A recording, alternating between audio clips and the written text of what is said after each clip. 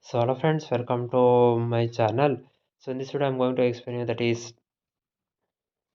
the Malayalam UPSC Mains Malayalam paper 2 syllabus 2025. So answer must be written in Malayalam and this paper will require first hand reading of the text prescribed and is designed to test the candidate's critical ability.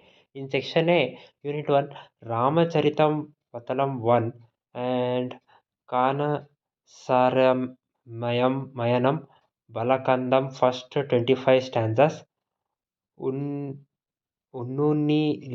Sandesam Purva Bhagam 25 shlokas including Prastavana, Mahabharatam Kilipatu, Bhishma Parvam, and unit 2 Kumaran Hasan Chinta Vistayaya Sita, Valiopili Kutiosikala, G. Sankara Krups Peruntacham, NV Krishna Warriors Tivandiyale Pattu, and in unit 3 ONV Bhumikoru Charama Geetam, Ayyappa Panikars Kurukshetram, Akitam Pandatha Meshanti, Attu Ravivarma Mega Rupan.